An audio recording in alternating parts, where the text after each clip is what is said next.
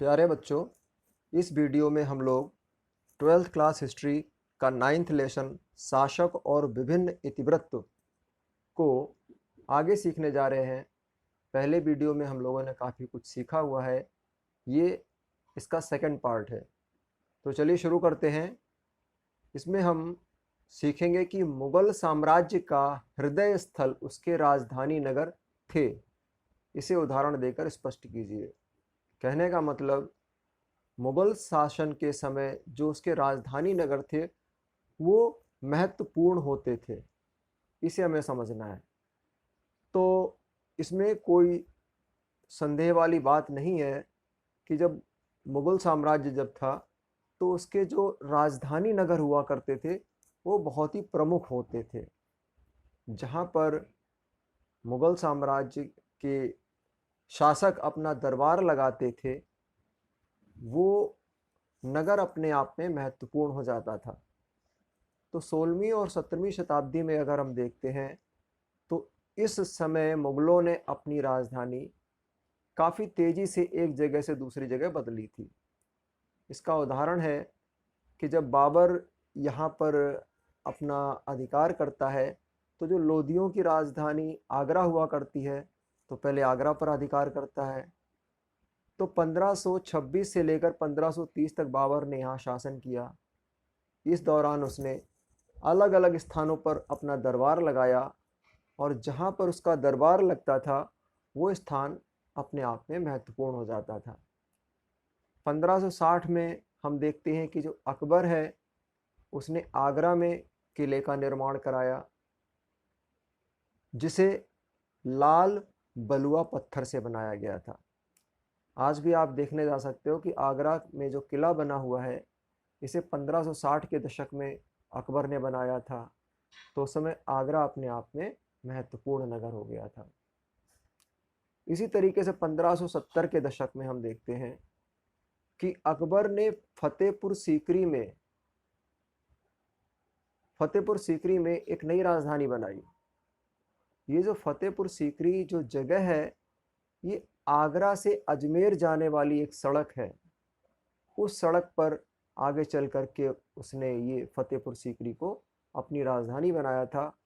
और ये जो सड़क थी ये शेख मोइनुद्दीन चिश्ती की दरगाह की तरफ जाती थी और ये शेख मोइनुद्दीन चिश्ती की दरगाह उस समय एक तीर्थ स्थल बन चुकी थी। इस दरगाह का अकबर के जीवन में विशेष महत्व था। तो इस तरीके से हमने देखा कि अकबर ने फतेहपुर सीकरी को राजधानी बनाया। अब अकबर ने सीकरी में यानी फतेहपुर सीकरी में वहाँ पर जुम्मा मस्जिद है फतेहपुर सीकरी में। तो वहाँ पर जुम्मा मस्जिद में उसने जो शेख सलीम थे उनकी चिश्ती के लिए सफ़ेद संगमरमर का एक मकबरा बनवाया हुआ था। अकबर ने सीकरी में जुम्मा मस्जिद के नज़दीक शेख सलीम चिश्ती के लिए संगमरमर का एक मकबरा बनवाया। इसी तरीके से उसने उसी समय गुजरात में विजय प्राप्त की थी। तो गुजरात की विजय के याद में उसने बुलंद दरवाज़ा बनवाया था फतेहपुर सीकरी में। तो ये बात फतेहपुर सीकरी की है। इसके बाद इनकी राजधानी 1585 में लाहौर चली जाती है। यानी लाहौर जो आज पाकिस्तान का स्थान है उस स्थान को अकबर ने अपनी राजधानी 1585 में बनवाया। 1648 में हम देखते हैं कि जो मुग़ल दरबार है या उनका शाही परिवार है, उनकी सेना, उनका ख़ानदान आगरा से शिफ्ट होकर के शाहजहानाबाद आ जाते हैं। शाहजहानाबाद जो दिल्ली का इलाका था, यानी दिल्ली में शाहजहानाबाद एक नई शाही आबादी बन चुकी थी। शाहजहानाबाद एक नई आबादी के रूप में विकसित हो चुका था। यहाँ पर जामा मस्जिद, चांदनी चौक के बाज़ार और अमीर लोगों के बड़े बड़े घर बने हुए थे, यानी अभिजात वर्ग के बड़े बड़े घर थे। शाहजहां का ये जो नगर था शाहजहानाबाद ये बहुत ही विशाल था और भव्य था, खूबसूरत था। तो इस तरीके से हमने देखा कि अलग अलग समय में मुग़ल शासकों ने अपनी राजधानी को बदला और जहाँ पर ये अपनी राजधानी बनाते थे वो नगर अपने आप में प्रमुख हो जाया करता था, मुख्य नगर बन जाता था। अब हम आगे अगला क्वेश्चन लेते हैं कि मुग़ल दरबार से जुड़े दैनिक कर्म और विशेष उत्सवों के दिनों ने किस तरह से बादशाह की ताकत को दिखाया। इसमें हम सीखने जा रहे हैं इस प्रश्न में कि जो मुग़ल शासक होता था उसके जो दैनिक कर्म थे, रोज करने वाले काम थे, या कोई उत्सव के दिन होते थे, तो ये सारी चीज़ें राजा की ताकत को किस तरह दिखाते थे। तो इसमें हम देख रहे हैं कि जो इनके दैनिक कार्य हैं या उत्सव हैं, इनमें राजा ही यानी बादशाह ही प्रमुख होता था, केंद्र बिंदु होता था। अपने दरबार का भी, जहाँ इसके दैनिक कार्य जुड़े होते थे, या कोई उत्सव होता था, त्यौहार मनाया जाता था, वहाँ भी बादशाह ही प्रमुख होता था और इनके माध्यम से बादशाह की ताकत को दिखाने का प्रयास किया जाता था। तो इसको हम उदाहरण के द्वारा समझते हैं कि दरबार में अनुशासन। दरबार में सभी दरबारियों का स्थान बादशाह द्वारा ही निश्चित किया जाता था कि किस व्यक्ति को कहाँ बैठना है, ये राजा यानी बादशाह निश्चित करता था। जहाँ बादशाह ने जिसकी जगह निश्चित कर दी वहाँ पर उसे बैठना होता था। और दरबार में किसी की हैसियत इस बात से पता चल जाती थी कि वो बादशाह के कितना नज़दीक बैठा है या कितना दूर बैठा है। जो व्यक्ति बादशाह के नज़दीक बैठा होता था वह बादशाह के उतने ही निकट होता था, उसके नज़दीक होता था, उसका ज़्यादा प्रिय होता था। जो जितना दूर होता था उसी तरीके से दूरी भी बादशाह के साथ उसकी बढ़ती जाती थी। जब बादशाह एक बार सिंहासन पर बैठ जाता था तो किसी को भी ये अनुमति नहीं होती थी कि वो अपनी जगह से खड़ा हो जाए, किसी को भी वहाँ से जाने की अनुमति नहीं होती थी। दरबार का अगर कोई नियमों का उल्लंघन करता था तो उन्हें तुरंत पनिशमेंट दिया जाता था, दंडित किया जाता था। अब इसी तरीके से अभिवादन के तरीके क्या थे उस समय। तो शासक जो भी बादशाह था उसको किए गए अभिवादन का तरीका भी उस व्यक्ति के दर्जे को बताता था, उसके महत्व को, उसके पद को बताता था। जो व्यक्ति ज़्यादा झुक करके अभिवादन करता था उसका दरबार में उतना ही ऊंचा स्थान होता था। सबसे उच्चतम स्तर था अभिवादन का, वो था सिजदा यानी दंडवत, लेट करके लेट जाना पूरा बादशाह के सामने, वो अभिवादन का उच्चतम स्तर था। शाहजहां के समय की बात करते हैं तो इन तरीकों में एक 4 तस्लीम शामिल हो गया। जो ये तरीके चल रहे थे सिजदा या अभिवादन करने के, तो इनके जगह शाहजहां के समय 4 तस्लीम और जमी बोसी ये तरीके लागू किए गए। 4 तस्लीम और जमी बोसी, यानी जमी बोसी का मतलब था जमीन को चूमना, और 4 तस्लीम का मतलब है कि 4 बार बैठ करके हाथ की गदेली को जमीन पर लगा करके फिर खड़े होकर सिर पर लगाना। इस तरह 4 बार प्रक्रिया को करना पड़ता था। ये 4 तस्लीम कहलाता था और जमी बोसी का मतलब चूमना, यानी इस तरीके से शासक का अभिवादन किया जाता था। झरोखा दर्शन, तो झरोखा दर्शन की जो परंपरा थी या जो ये रिवाज था ये अकबर ने शुरू किया था। जब बादशाह के दिन की शुरुआत होती थी तो सूरज निकलने के बाद बादशाह कुछ धार्मिक क्रियाकर्म करता था। धार्मिक क्रियाकर्म करने के बाद उसके महल में पूरब दिशा की तरफ को मुंह किए हुए एक छोटा सा छज्जा था जिसे झरोखा कहते थे। इस झरोखे में बादशाह दैनिक प्रार्थना करने के बाद आ जाता था और छज्जे के नीचे बहुत ज़्यादा भीड़ लगी होती थी। वो भीड़ बादशाह की झलक पाने का इंतज़ार करती थी कि बादशाह का मुझे दर्शन हो जाए। तो इस प्रक्रिया को झरोखा दर्शन कहते थे। तो झरोखा दर्शन का मुख्य उद्देश्य था कि राजा के प्रति लोगों का विश्वास बढ़ाया जाए। अब कुछ विशेष अवसर होते थे। विशेष अवसर कौन से थे? जिस दिन राजा गद्दी पर बैठता था उस तारीख पर, यानी सिंहासनारोहण की वर्षगांठ मनानी हो, ईद, शबे बारात या होली, ये कुछ खास त्योहार होते थे, कुछ खास अवसर होते थे जब बादशाह का दरबार एकदम जीवंत हो सकता था, बहुत खूबसूरत बन जाता था और पूरे महल को अच्छी अच्छी सुगंधित मोमबत्तियों से सजाया जाता था, मोमबत्तियां जलाई जाती थी, रंग बिरंगे वहाँ बंधनवार सजाए जाते थे, लगाए जाते थे बादशाह के महल में।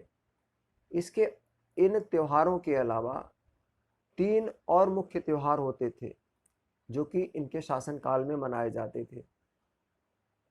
2 तो इसकी वर्षगांठ के ही हो जाते थे, जन्मदिन के। बादशाह के जन्मदिन 2 बार मनाया जाता था। एक बार सूर्य वर्ष के अनुसार जो कैलेंडर चलता था उसके अनुसार जन्मदिन मनाया जाता था। दूसरा जो चंद्र वर्ष के अनुसार जो कैलेंडर चलता था उसके अनुसार बादशाह का जन्मदिन मनाया जाता था।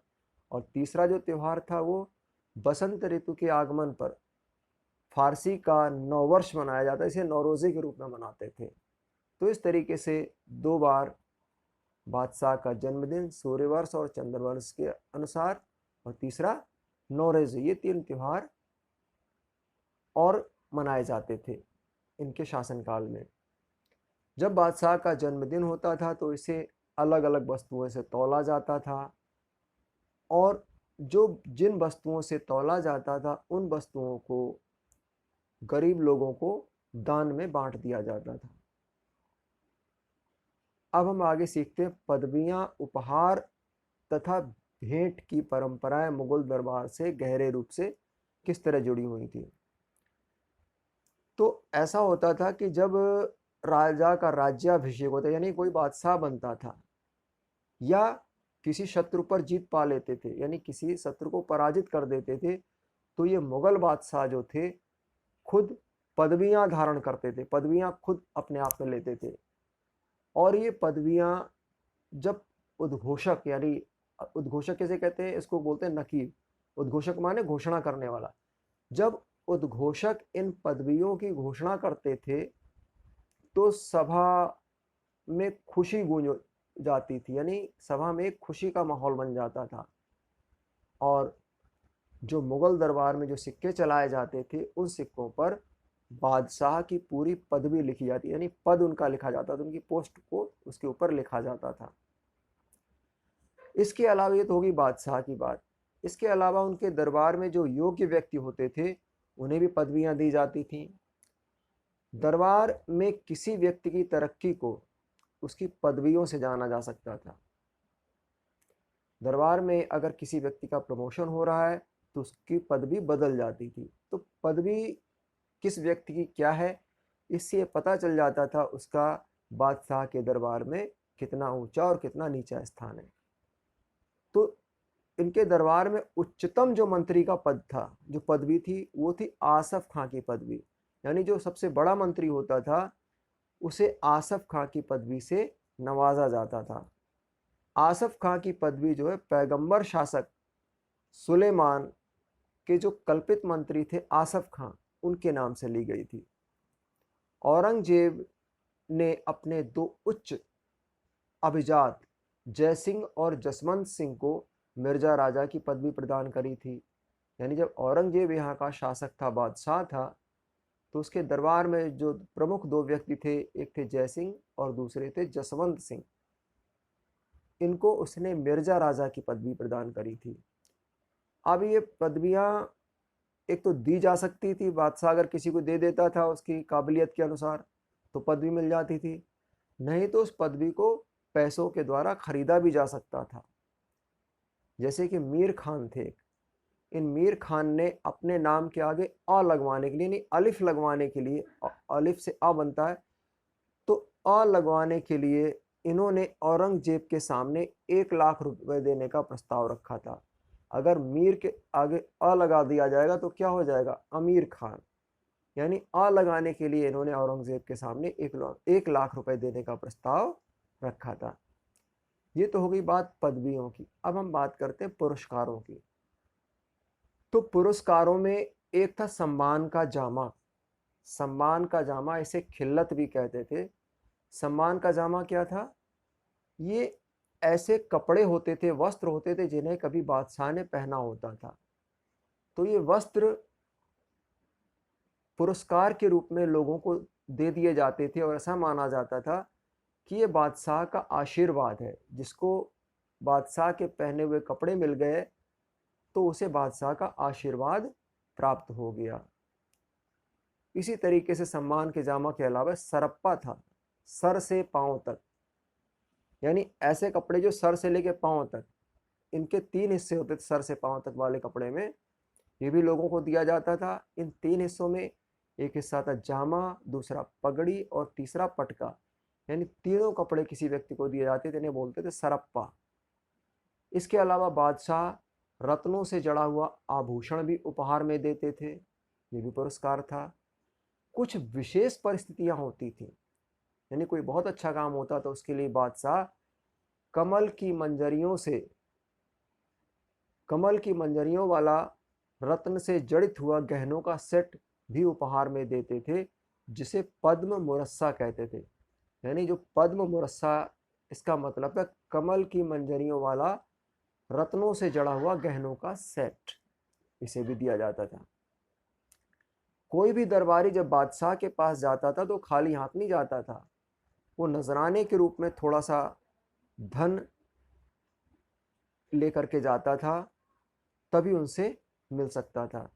इसी तरीके से अगर दूसरे राजाओं के साथ, यानी राजनयिक संबंधों में उपहारों को सम्मान और आदर का प्रतीक माना जाता था, यानी राजनयिक संबंध बनाने के लिए उपहार देना और लेना आवश्यक था। अब हम सीखते हैं हरम शब्द क्या है, इस शब्द का प्रयोग किस लिए होता है। हरम जो शब्द है बेटा, ये इसका मुगलों के समय उनकी घरेलू दुनिया के लिए शब्द का प्रयोग होता था, यानी घरेलू दुनिया में उनकी जो पत्नियां थीं या उपपत्नियां, उनके नज़दीक और दूर के रिश्तेदार, महिला और पुरुष सेवक और गुलाम, ये सभी शामिल हो जाते थे। यानी हरम शब्द के अंतर, जो हरम शब्द है इसका वैसे मीनिंग है पवित्र स्थान, और इस शब्द का प्रयोग मुगलों की घरेलू दुनिया के लिए प्रयोग किया जाता था। इस घरेलू दुनिया के अंतर्गत बादशाह की पत्नियां, उपपत्नियां, उनके नज़दीक दूर के रिश्तेदार, महिला सेविकाएं और गुलाम, ये सभी उसके अंतर्गत आ जाते थे। शासकों में बहुविवाह का प्रचलन था, यानी एक से ज़्यादा शादियां कर सकते थे। राजपूत और मुगलों के लिए जो विवाह, वो राजनैतिक और मैत्री संबंध बनाने का एक तरीका था। राजपूतों और मुगलों के बीच वैवाहिक संबंध स्थापित होते थे। किस लिए होते थे? राजपूत एवं मुगलों के बीच विवाह जो है राजनीतिक संबंधों को मजबूत बनाने के लिए भी किए जाते थे या मित्रता बढ़ाने के लिए भी किए जाते थे। विवाह में पुत्री को एक क्षेत्र भी उपहार में दे दिया जाता था। अब हम देखते हैं कि मुगल साम्राज्य में शाही परिवार की स्त्रियों द्वारा निभाई गई भूमिका क्या थी। यानी मुगल साम्राज्य के समय में मुगल साम्राज्य में जो भी स्त्रियां थीं, उन स्त्रियों की क्या भूमिका थी उसको समझेंगे। तो ये हमने देख लिया कि बादशाह की पत्नियां, उपपत्नियां, उनके नज़दीक और दूर के रिश्तेदार, ये सब होते थे और इनमें बहु विवाह का प्रचलन था। अब इसको थोड़ा डिटेल में समझेंगे। अगाह तथा अगाचा, इनमें महिलाओं की कुछ श्रेणियां बना रखी थी इनके शासनकाल में। तो मुगल परिवार में जो शाही परिवारों से जो स्त्रियां ब्याह करके शादी करके आती थी, उन्हें बेगम का दर्जा दिया जाता था। यानी परिवारों में आने वाली जो स्त्रियां थी उन्हें बेगम कहा जाता था। और दूसरी अन्य स्त्रियां होती थी जिन्हें अगहा कहा जाता था। अगहा का अन्य स्त्री, यानी एक तरफ है कि शाही परिवारों से आने वाली स्त्रियां, वो बेगम है, और अन्य स्त्रियां यानी अगहा, इन दोनों में अंतर रखा जाता था। जो अगहा थी ये कुलीन परिवारों से नहीं आती थी। कुलीन माने बहुत संपन्न यानी धनी परिवारों से ये महिलाएं नहीं आती थी। लेकिन जो बेगमें थीं वो शाही यानी कुलीन अच्छे परिवारों से आती थी, तो इनके बीच भी अंतर रखा जाता था। शाही परिवार से आने वाली स्त्रियां बेगम, इसके अलावा जो अन्य स्त्रियां थीं वो अगहा थीं। तो अगहा जो थी हमने देख लिया कुलीन परिवारों से नहीं आती थी। दहेज यानी मेहर में जो बेगम थी बहुत सारी नकदी या बहुमूल्य वस्तुएं लेकर के आती थी, इसलिए उनका जो स्थान था वो अगहा की तुलना में ऊंचा रहता था। कहने का मतलब बेगमों का स्थान अगहा से ऊंचा था क्योंकि ये लोग शादी के समय दहेज में बहुत सारी कीमती सामान और कैश यानी नकद लेकर के आती थी। तीसरी श्रेणी थी उपपत्नियों की, इन्हें अगाचा कहते थे। इनकी सबसे निम्न श्रेणी थी, नीचे वाली श्रेणी थी, क्योंकि ये बहुत ज़्यादा इनकी स्थिति अच्छी नहीं थी, इसलिए इन्हें महीने में कुछ ना कुछ भत्ता भी दिया जाता था और उपहार दिए जाते थे। और ये उपहार जो थे इन महिलाओं को इनके दर्जे के अनुसार मिलते थे। पारिवारिक ढांचा स्थायी नहीं था, यानी मुगल बादशाह में जो हम बेगम, अगहा, अगाचा देख रहे हैं, इनका जो ये जो ढांचा बना हुआ था एक तरीके से स्थायी नहीं था। स्थायी क्यों नहीं था? क्योंकि जो बादशाह था, पति था, होता था ये, वो उसकी इच्छा अगर होती है तो अगर उसकी 4 पत्नियां नहीं हैं, कोई पत्नी अगर मान लो 3 है या 2 है, तो ये जो अगहा और अगाचा है इनमें से किसी भी स्त्री को अपने पास बुला करके इन्हें बेगम की स्थिति में पहुंचा सकता था, यानी इनको बेगम का दर्जा दे सकता था। अब गुलाम जो थे ये मुगल परिवार में अनेक महिला एवं पुरुष गुलाम होते थे। मुगल परिवार जो मुगल शासक थे इनके यहाँ कई सारे महिला के रूप में या पुरुष के रूप में नौकर लोग काम करते थे। ये छोटे काम से लेकर के बड़े काम तक बुद्धिमानी वाले काम भी करते थे। कुछ गुलाम हिजड़े भी थे, इन्हें ख्वाजा सर बोलते थे, ये भी परिवार के अंदर थे। ये अंदर और बाहर के जीवन में रक्षक के रूप में, नौकर और व्यापार में रुचि रखने वाली महिलाओं के एजेंट के रूप में काम करते थे।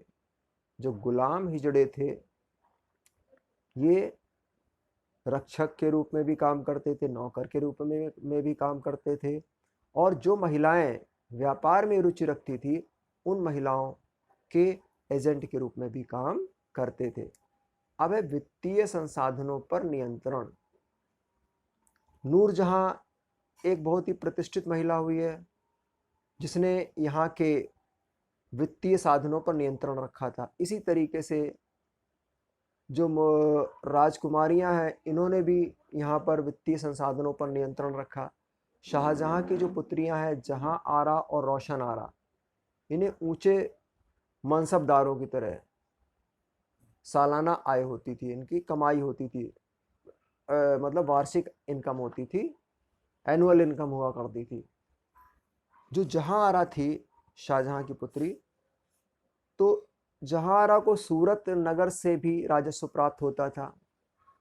यह बंदरगाह विदेशी व्यापार का महत्वपूर्ण केंद्र था। जो सूरत बंदरगाह था यहाँ से विदेश के लिए व्यापार किया जाता था, तो यहाँ से बहुत सारा रेवेन्यू प्राप्त होता था जिस पर जहां आरा का नियंत्रण होता था। निर्माण कार्य की बात करते हैं तो मुगल परिवार की स्त्रियों ने भवनों को और बागों का निर्माण करने में भी अपना योगदान दिया है।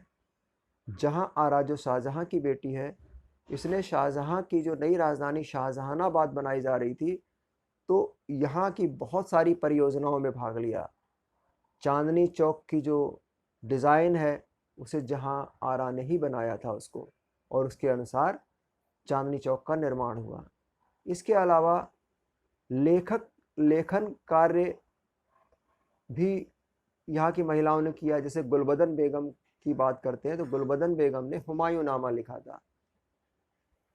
तो हुमायूं नामा से हमें मुग़लों की जो घरेलू दुनिया है उसके बारे में पता चलता है। ये जो गुलबदन बेगम है, ये बाबर की तो बेटी थी और हुमायूं की बहन थी। बाबर की बेटी और हुमायूं की बहन थी। गुलबदन तुर्की तथा फारसी भाषा लिख और पढ़ सकती थी। तुर्की भी जानती थी, फारसी भी जानती थी। तो जब अकबर ने अबुल फजल को काम सौंपा था कि हमारे दरबार शासनकाल का इतिहास लिखो, तो उसने किसने अबुल फजल ने गुलबदन से कहा था कि बाबर और हुमायूं के संस्मरणों को लिखो। तब गुलबदन ने उन संस्मरणों को हुमायूं नामा में लिखा था। तो गुलबदन बेगम ने जो बातें लिखी हैं उसमें बादशाहों की उसने प्रशंसा नहीं की है। उसमें उसने जिक्र किया है कि राजाओं और राजकुमारों के बीच किस तरह संघर्ष चलता रहता था, और इस संघर्ष को सुलझाने में जो मुगल परिवार की महिलाएं यानी वृद्ध महिलाएं हैं वो किस तरीके से अपनी भूमिका निभाती थी, इस बात का जिक्र गुलबदन बेगम ने हुमायूं नामा में किया है। तो हमने देखा कि मुगल परिवार की महिलाओं की क्या भूमिका थी, इसको हमने सीखा है। फिलहाल इस वीडियो में हम लोग यहीं सीखते हैं, यहीं तक सीखते हैं। इसके आगे नेक्स्ट वीडियो में तुम्हें बताया जाएगा। धन्यवाद।